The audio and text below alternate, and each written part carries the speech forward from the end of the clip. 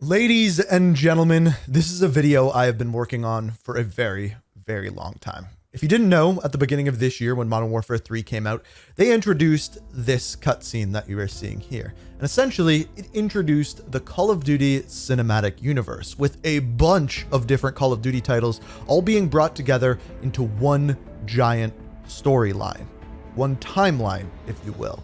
And what I've wanted to do for the past couple months is put that all together and present to you the entire timeline of the Call of Duty cinematic universe. And the crazy part about this is the way that it fits together is done incredibly well, way better than I actually originally thought that they did it.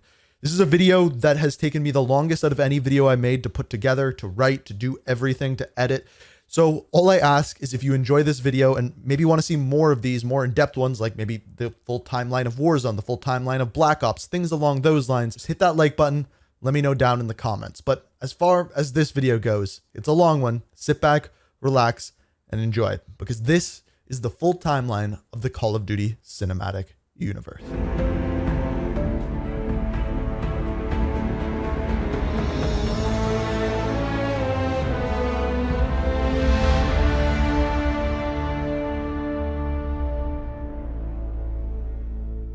So the beginning of the Call of Duty cinematic universe timeline begins in World War II. Now there's a couple of games that are not included in this, including Call of Duty World War II and the original 3 Call of Duties. And in fact, I think the original 3 were actually on the old Modern Warfare timeline, not the new one, just to keep that clear. So this leads us to our World War II timeline. That is right, it is a timeline within a timeline. Timelineception. This timeline focuses on 2 main Call of Duty games with the addition of a third, which is Call of Duty Vanguard and Call of Duty World at War. And we'll look at how those 2 are intertwined with the whole story as we go through. So our first known battle in the Call of Duty cinematic universe is in Call of Duty Vanguard, taking place in 1941. There's 2 battles that the Australian by the name of Lucas Riggs fights in Tobruk and Alamein. Essentially in this, you follow the Australian forces through a battle where Riggs refuses to go by the orders of his superiors because he believes them to be wrong. And after him and his partner saves the day, he punches his superior in the face and therefore is taken into custody. Moving forward to June 1942, United States Navy pilot Wade Jackson participates in the Battle of Midway. And just 1 month later, in August 1942, Red Army nurse Polina Petronova is there as the Germans invade Stalingrad. At this time, she goes and tries to save her father, however, was unfortunately too late. However, eventually she was able to escape alongside her brother. Now, at the same time in August 1942, this time going to Call of Duty World at War, we are on Macon Island, playing as Private C. Miller, and we witness the torture and execution of his squad of Marines by the Imperial Japanese Army. Eventually, he is rescued by a squad of Marine raiders and taken to safety. 1 month later, in September of 1942, we go back to Stalingrad. This is simply 1 month after the invasion that we witnessed as Polina Petronova. However, this time we are playing as Dmitry Petrenko, and he wakes up in a body-filled fountain in Stalingrad, where he meets fellow survivor Viktor Reznov, where his mission is to kill the German general Heinrich Emsel. And to do this, they provide Overwatch with snipers, and his remaining crew eventually push out the general, and the 2 accomplish their task of taking out the general. Moving forward to 1943, specifically January, Polina Petronova is out and she is trying to assassinate Leo Steiner, and she eventually successfully does so, eventually getting the nickname Lady Death. In November 1943, Wade Jackson is shot down in Bougainville, where he's to fight his way through a jungle just to survive. Then we actually have a big gap. Moving forward, we go to the year 1944 in June, where British Army paratrooper Arthur Kingsley takes place in Operation Tonga, being one of the main people responsible for the success of that operation. This is where things get interesting, because we jump forward to the year 1945 in April. Kingsley, Webb, Petronova, Jackson, and Riggs are recruited by someone by the name of Captain Carver Butcher to form a task force called Vanguard. In that April of 1945, the task force hijacks a train headed for Hamburg, Germany, to try to find information on something called Project Phoenix. However, things don't really go their way, and eventually they are captured by the Gestapo and taken to their headquarters in Berlin. Around this same time, a couple of weeks later, on the 28th of April, 1945, Dmitry and Reznov regroup with the Soviet army and advance toward the Reichstag, eventually fighting their way through onto the roof and take over and plant the flag at the very top.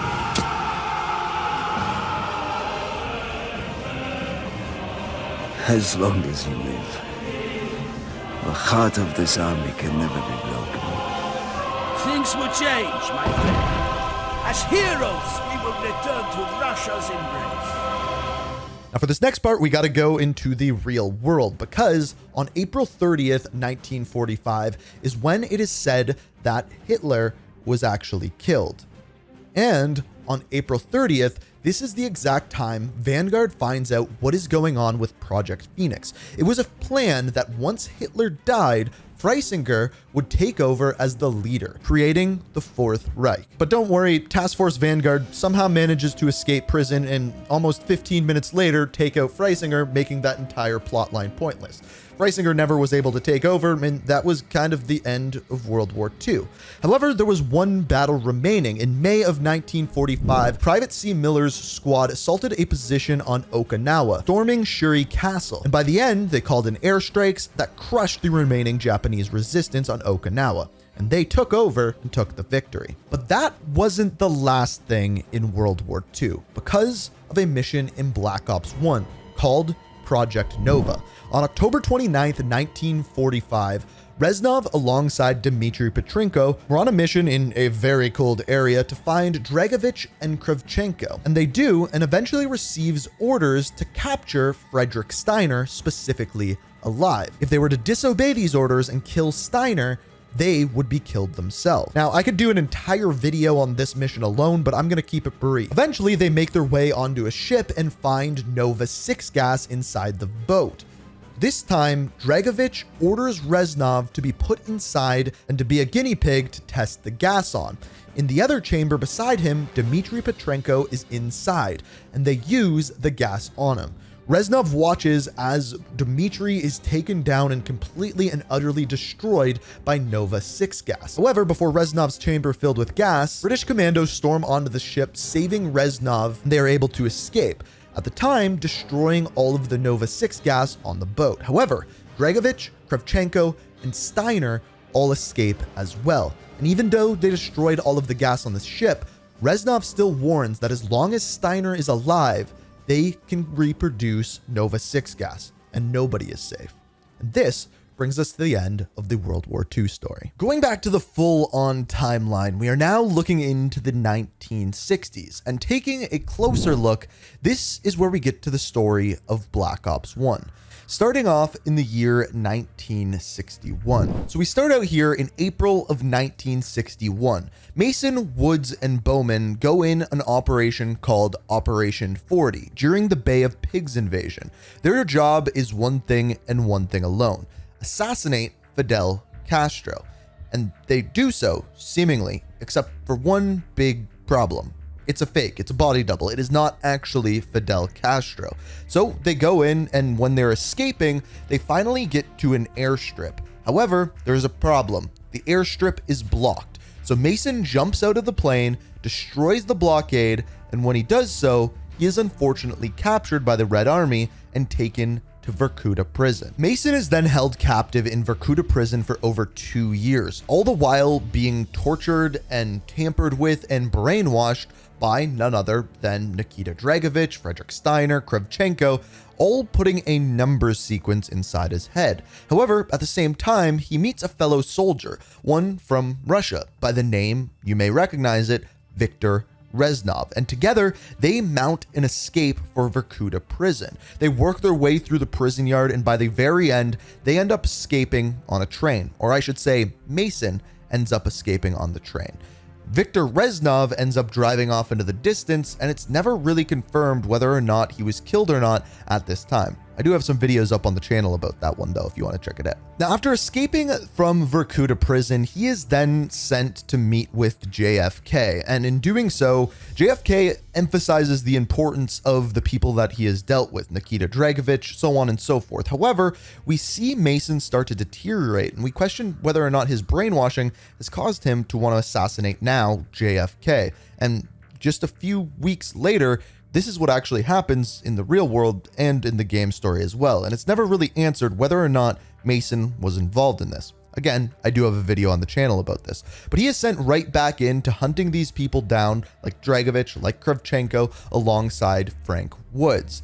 But there is essentially a big 5-year gap at this point, bringing us to the year 1968. At this time, Frank Woods, their handler Jason Hudson, and Mason go into Vietnam to do several different things, to hunt down Dragovich, Kravchenko, and Frederick Steiner and stop the spread of Nova 6 gas. They go through several missions of doing so, and by the very end of this, Frank Woods ends up jumping out of the window with Kravchenko and goes missing. And the next thing we know, Alex Mason is going to somewhere by the name of Rebirth Island, an island where they are producing the Nova 6 gas, going in to hunt down Frederick Steiner. And by the very end, we see seemingly Viktor Reznov, who we thought died in Vorkuta, assassinating Frederick Steiner. Your evil has claimed the lives of many good men.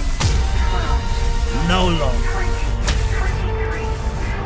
Killing me will not stop Nova. I do not care about Nova. My name is Viktor Reznov. And I will have my revenge. However, that was absolutely not the case, because in this circumstance, Mason is completely daydreaming, is brainwashed to the fact that he is Viktor Reznov and he is the one assassinating Frederick Steiner.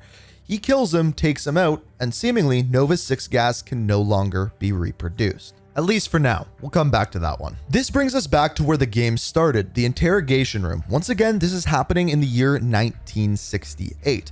All the while, Mason is interrogated, as we find out, by Jason Hudson and Weaver. They are trying to figure out what these number sequences put into his head by Dragovich actually mean. And what we find out is that Dragovich has stationed a sleeper agent in every single state across the United States, including one of them being Alex Mason. But because he's so strong-headed, they are able to decode this. They tell him that Reznov has been dead the entire time, and they want to know what the numbers actually mean. And what this ends up leading them to is something by the name of the Rusalka. This is the numbers broadcast station found in the Gulf of Mexico. So the squad goes out, and upon getting there, they end up finding that it is also the home of Nikita Dragovich. They go in, they take out Dragovich, and therefore the numbers sequence stops, and all of these sleeper agents being controlled through Dragovich are no longer an issue. They save the day before the two of them actually escape. So this brings us to the next section of the Black Ops story, which seemingly in Black Ops Cold War takes place in the year 1981, leaving a gap all the way through the 1970s. However, we actually know what was going on during this time. Thanks to a little PS Vita game called Black Ops Declassified, we know of several missions that Woods, Mason, and Hudson went on, spanning from Vietnam, Germany, and even Mount Yamantau, which we're going to come back to in a minute. But these missions span from the year 1975 to 1979, with one exception. And again, we need a minute for that one. But essentially, these are just secret missions that this crew went on throughout the 70s, and moving forward gives us some background information on what they were doing for the CIA. So this brings us to Black Ops Cold War, which the campaign actually takes place over a very short period of time in 1981. So in January of 1981, Alex Mason, Frank Woods, and a new character by the name of Russell Adler are going after a target by the name of Qasim Javadi and Arash Kadivar, questioning them on their role in the Iran hostage crisis, eventually running into Qasim Javadi, telling him the location of Arash within Turkey. They go there to an airstrip where they kind of take out some soldiers and eventually get some information on Arash, and he boasts that Perseus was responsible for the entire thing, but not just the entire thing, pretty much everything. Now, at this time, Russell Adler is able to find a wounded soldier on the airstrip. We'll call him Bell. And what they do with him is take him back to their base and use Project MK Ultra to brainwash him and use him for information on Perseus, because they believe that Bell has ties to Perseus. At the same time, Ronald Reagan gives the green light to Russell Adler, Frank Woods, and Alex Mason to stop at no expenses in hunting down, finding, and eliminating Perseus altogether. Now, Russell Adler's crew, including Bell, go on several different missions. They infiltrate a Spetsnaz facility and find out about something called Operation Greenlight, where neutron bombs have been planted in every European major city. They also go to Mount Yamantau, remember how I mentioned that one before, and infiltrate Nikita Dragovic's base and destroy his information revolving around sleeper agents. Yes, the same sleeper agents that we saw within Black Ops 1. When they go to retrieve this list, they find out that Perseus already has access to it. The crew also infiltrates the KGB headquarters, and in doing so make their way into a meeting where we not only see Krevchenko for the first time since Black Ops 1, we also see another character by the name of Imran Zakhaev, a major player and bad guy within the Modern Warfare universe. This was when the Call of Duty universe all started to come together and create the cinematic universe. Now, in the canon ending to the game, Bell ends up betraying Perseus and telling the good guys, Russell Adler, Frank Woods, everyone else, the location of Perseus's headquarters, which they are able to disrupt and stop them from, well, greenlighting Operation Greenlight and blowing up the entire world. However, the interesting part comes from the non-canonical ending, when we actually get to speak to Perseus and we find out that Perseus is not just one man, but rather an ideal, or a group, or, if you will, an army. And to think, after all this time, they still believe I'm Perseus. As if Perseus could ever be an individual working alone. So American. Now, with Perseus dead, someone comes to take over, but first, between the year 1981 and 1984, when the post-campaign story actually happened in Black Ops Cold War, there was one more event that took place. In the year 1982. Once again, this happened in Black Ops Declassified, where Frank Woods and Alex Mason go on a mission within Nicaragua. A mission to actually go in and assassinate someone by the name of Jose Luis Menendez, the leader of the Menendez drug cartel. His son would be Raul Menendez, who would escape from this attack and actually be one of the catalysts for his future in this story. But we'll get to that in a minute. So the next portion of the Black Ops Cold War story takes place in the year 1984, when a new player comes in, someone by the name of Stitch. Now, he is interesting, not only as he takes over kind of as the leader role of Perseus, but also he used to work with Frederick Steiner on Rebirth Island. And in fact, he knows how to make Nova 6 gas. And he has big plans, because not only does he make Nova 6 gas, he also had access to Mount Yamantau, where he gets access to the numbers sequence and the sleeper agents, and has big plans to broadcast this across the world. In fact, at one point, he even kidnaps Russell Adler to brainwash him, but it proved that Russell Adler's mental will was far too strong. He completely disrupts Stitch's plans, but not before he is able to release the broadcast sequence across the world. However, Russell Adler, Frank Woods, Alex Mason, Hudson all get the upper hand and end up coming back and getting revenge on Stitch in the end. Do what you will. Finish what you started on Rebirth Island. My broadcast was complete. I have changed the world, Adler. In ways you can't even imagine. We then fast forward just 2 years to the year 1986. At this point, Alex Mason has retired from the CIA to spend more time with his son, David Mason. Again, he will come into play later on.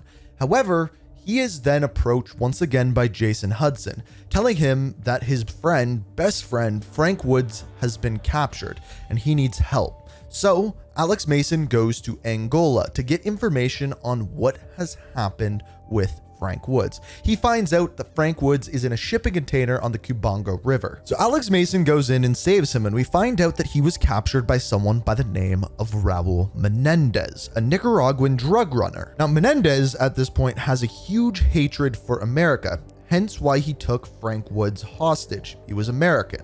Now, why does he have this hate? Well, a long time ago, an American businessman committed insurance fraud on one of the buildings that the Menendez family was in. At the time, Raul Menendez's sister, Josefina, was inside the building that he set fire to, causing an immense amount of disfigurement to her. However, she did not die. So in 1986, after Frank Woods was captured, he's angry. He wants revenge on Menendez, so they raid one of his compounds. They find Menendez, and in a fit of rage, Frank Woods throws a grenade into an adjacent room, exploding and killing Menendez's sister, Josefina, completely. Now that's the last we hear from Menendez for a long time, but of course, he's mad. He wants revenge. So years later, in the year 1989, during the American Panama City invasion, Frank Woods and Alex Mason are there, working alongside Manuel Noriega. At one point, they seemingly have a captive, and over the radio, Jason Hudson says that the captive is none other than Raul Menendez, telling Frank Woods to take the shot. But what Frank Woods doesn't know is that Alex Mason has actually been captured, and Raul Menendez is coercing Hudson to tell him that it is Menendez under that hood. But as we find out, it was not Menendez.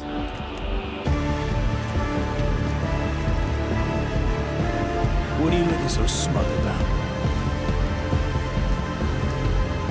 The fuck is going on? What's going on here? No.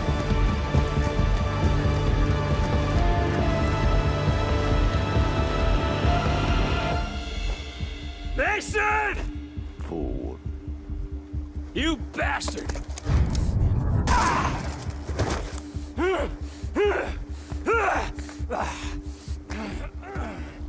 Menendez! And in one of the darkest scenes out of any Call of Duty, Raul Menendez goes over to David Mason and tells him that his life is going to be full of misery, and then asks Hudson whether he wants to die or whether he wants Frank Woods to die. Hudson is the one that takes it for the team. And with this, Raul Menendez tells Frank Woods that his life is going to be so miserable and so full of loss that it is going to be more virtuous to him to watch Frank Woods suffer and let him live than to kill him in that moment. By the way, looking at the timeline, this is one of the reasons why Black Ops Gulf War could be absolutely amazing, because the events we just talked about took place in 1989. Gulf War takes place in the early 1990s, which would be right after this event. And we have this big gap between 1989 and then 2019. Well, actually, technically this starts in the year 1999. A man named Roman Barkov, a leader of a military of Russian troops, invades a place called Urzikstan, destroying their people, using gas, committing war crimes, and utterly destroying the area. Two people by the name of Farah Karim and her brother Hadir Karim try to escape the city and manage to survive after the death of their father. However, upon trying to take a vehicle and escape, they are firsthand taken and captured by none other than Roman Barkov, and they are held by him for 10 years. During this time, they are malnourished, treated poorly, tortured, interrogated. All the while, Farah manages to run an army out of the prison by the name of the Urzikstan Liberation Forces, giving them orders, directing them, and even getting contact with the SAS, and manages to actually mount an escape with the prisoners, with her brother. And when all seems lost, a soldier by the name of Lieutenant Price, aka John Price, comes to her rescue. Now at this point, Farah goes back to Urzikstan and leads the liberation forces fighting against Roman Barkov for her people. So this actually brings us to the events of modern warfare, and they of course take place in 2019 going forward into 2020. But at the beginning of this, we have one set of forces by the name of Barkov's forces who are hiding and containing chlorine gas. And we have a CIA agent by the name of Alex moving in to stop one of the facilities and take some of the gas away from Barkov. But as they go to escape, they are raided by mysterious forces, and we don't know at this point who they are. But then we have some terror attacks going on across the world. One of the main ones that we see is in Piccadilly Circus, and these attacks are claimed by another set of militants by the name of Al-Qatala, an extremist group spanning off of the Urzikstan Liberation Forces, which Farah founded. Now eventually we find out that that chlorine gas at the very beginning was stolen by Hadir, Farah's brother, and he is working under the banner of Al-Qatala. So Captain John Price and his colleagues, Gaz, Alex, and Farah, go in and take down Al-Qatala. Starting out, they end up taking out the Wolf, the leader of Al-Qatala. Eventually, they end up hunting down Hadir and taking him captive, which Russia then takes him into their prison. And then all that's left is Roman Barkov and his forces. But we know that Barkov has a compound where he makes gas in a country called Georgia. So our characters, Alex, Price, Farah, all move in to take out the compound where the gas is being made, as well as try to find Barkov. And the one that finds Barkov is none other than Farah Karim. Now, after Barkov is removed, there's this major power vacuum within Russia, and the person wanting to move into that area is someone by the name of Viktor Zakhaev, descendant of Imran Zakhaev, who we talked about earlier. Now, he wants to work alongside the new leader of Al-Qatala by the name of Khalid al-Assad, and they work together to once again invade another area, this time Verdansk. So Captain Price's response to this is to put together a group of soldiers that he can trust: Farah, Ghost, Soap, Gaz. And what does he call this but 141. So at this time, Verdansk is being invaded, but this is being led out by someone that we weren't too familiar with at the time.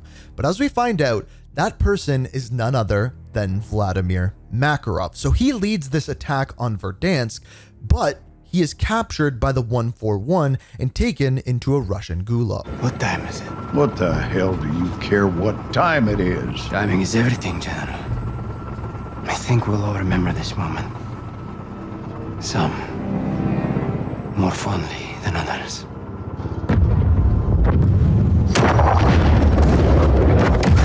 The airport! He pulled us off target! You fucking son of a bitch! I'll blow your fucking brains out, you if you hear me. I swear to God I'll do it! Do it, come on! You shut your mouth! Let me finish him! John, we have him. He's in custody. He's not going anywhere. Stand down, Sergeant.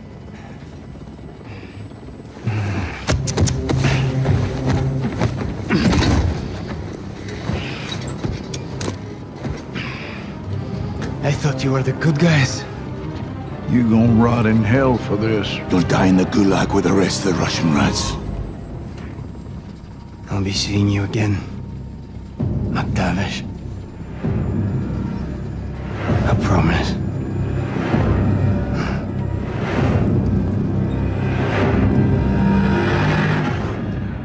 So at this point, Makarov is in custody, Khalid al-Assad ends up fleeing Verdansk, and finally, the 141 manages to take out the final person, Viktor Zakhaev. Now this leads us into 2023 and 2024. We're going to go through these two Modern Warfare games relatively quickly because all in all, for the overall timeline, these two stories really don't matter too much, at least yet. 6 months before the events of Modern Warfare 2, General Shepard is transporting some ballistic missiles through an area via PMCs. However, the Russians know what is going on here, specifically a group called the Ultranationalists, which, as we know, is led by Vladimir Makarov. He was doing this from behind bars, by the way. Now, this was a black box operation, which meant it was off the books, and as soon as they were taken, General Shepard did everything he could to cover it up. However, the Task Force 141 finds one of these missiles and starts asking questions. They need to be found, they need to be retrieved and taken back because they have been given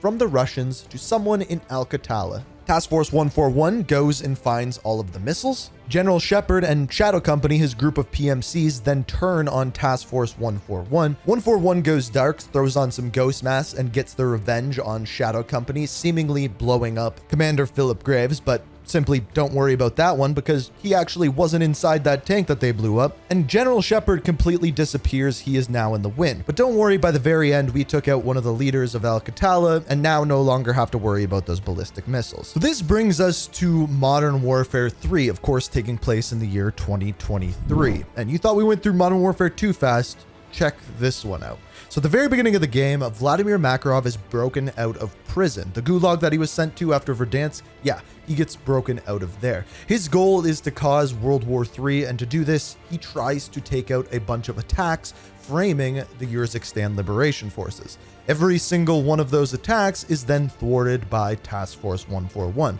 By the very end, they go to thwart one last final bomb that is hidden in a train station, and when they do so, Vladimir Makarov gets the best of Task Force 141, and just like he swore revenge earlier, he finally gets it on Soap McTavish. Also, General Shepard and Graves return once again, being forced to testify in front of Congress. Both of them still lie, and of course, Captain Price, being really mad about this and sad over the death of his friend, goes after General Shepard because he is no longer taking any prisoners. You got a body count of your own, John. It'll come back to haunt you. Oh, I am not gonna beg for my life. Not from you or anybody else, Captain. Wouldn't do you any good.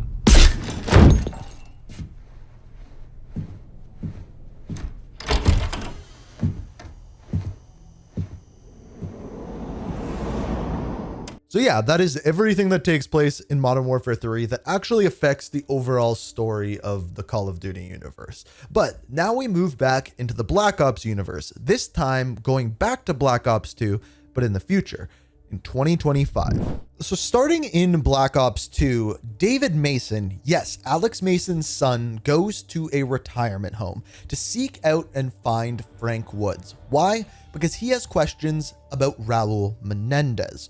Why? Well, in 2014, a militant movement called Cordis Die was founded and led by a charismatic leader known as Odysseus. He hid his identity, but as we now know, that person is none other than Raul Menendez. They staged cyber attacks and did all of these things, and this was all done because of Menendez's hate for the West and what Woods and the CIA had done to him in the past. So eventually, David Mason goes in and they try to get into one of Cordis Die's compound. They learn about something that Menendez is doing using quantum entanglement and the element known as Celerium to do a powerful computer virus. Believe it or not, that's going to come into play in the future of the Call of Duty story later. You'll see what I'm talking about. But at this point, they have a kidnapped hacker by the name of Chloe Lynch, codename Karma. But David Mason goes in and they rescue her from Raul Menendez. And from information given by her and other things, including information given by Frank Woods, they are able to track down Menendez to Yemen, at which point they are able to get him onto an aircraft carrier by the name of USS Barack Obama. But turns out this was all a setup. Menendez was a step ahead of them, and he actually uses that Celerium virus that we talked about before to hack onto the government signals and be able to control the entire American drone fleet. Now, why does he do this? Well, at the same time in Los Angeles, there's a G20 summit going on with a bunch of different leaders from around the world. He is setting the drones on that area. But regardless of this, David Mason tracks down Raul Menendez and eventually captures him. Now, in Black Ops 2, there are multiple different endings, but the only one we are going to talk about here is the canon ending. Now, originally, it was thought that the canon ending to Black Ops 2 was actually killing Menendez, but that's actually not the case. For the rest of the Black Ops story to make sense, China and the United States actually have to work together, and the only way that that happens is to do the good ending in Black Ops 2. In this one, you let Menendez live, therefore not making him a martyr. By doing this, it stops the war between the United States and China, and they actually become allies. You also let Chloe Lynch live, or Karma survive the original attack at the beginning of the game, so she can stop any sort of cyber attacks that go on at the time. So this is the only ending that actually allows the Black Ops story to move forward, making this the canon ending. Also, remember how Frank Woods seemingly killed Alex Mason? Well, nope. According to the canon ending, Frank actually just shot him in the leg and he survives. We don't know where he was for all of those years, all while David was growing up, but at the end, all of them are reunited. Do not enter. I swear to God, I will shove this wheelchair right up your Ass. Hey, Woods. You look like hammered shit. You stay right there.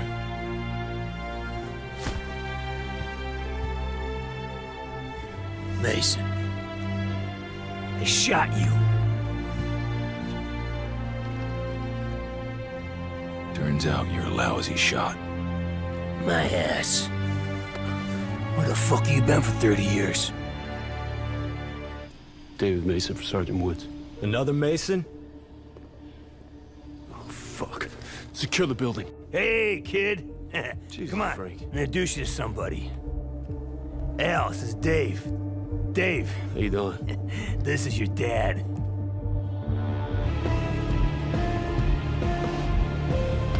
Dad.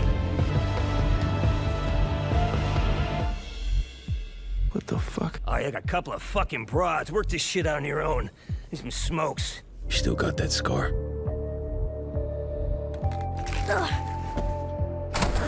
You made me proud that day. I fell. Yeah. But you got back up. So this brings us to the end of Black Ops 2, but the story once again picks up 20 years later in the year 2045. Now this is Black Ops 4, and technically this game does not have a campaign, but that doesn't mean it doesn't have a story. You see, in Black Ops 4, there's a story about someone by the name of Savannah Mason Myers, who happens to be Alex Mason's granddaughter. Now, she is an eccentric billionaire. I think actually she's the world's first trillionaire as the story goes.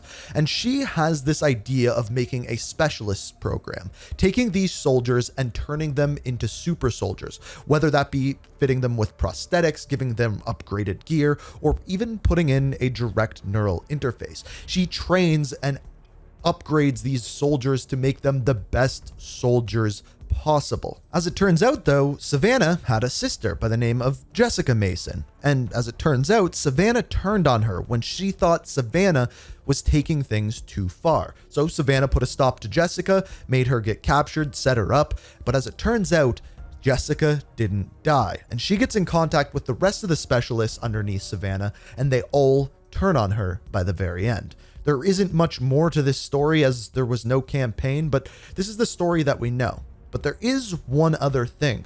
Savannah created a brand new type of soldier as well, something by the name of archetypes, taking the DNA from dead or alive people and turning them, multiplying them into further soldiers. And that is the actual story of Blackout. Then we have Black Ops 3. This game takes place 40 years after Black Ops 2 ended, so in other words, 2065.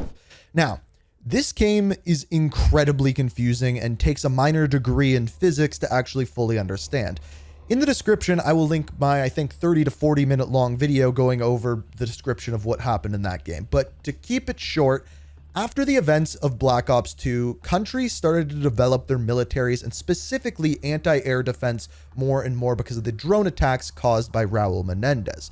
Also, lines in the world drew differently. For example, China and America actually grew to be allies and other countries separated differently. Also, most soldiers got implanted with something called a DNI, or a direct neural interface. But as it happens, these DNIs end up getting a virus by the name of Corvus. Now, essentially, the story of the game is trying to stop this virus from killing all of the soldiers. In a very basic premise, that is what is going on in Black Ops 3. But as far as the Call of Duty timeline and what you need to know to make it make sense is this war going on in this game was caused by the war in Black Ops 2. It's just 40 years later.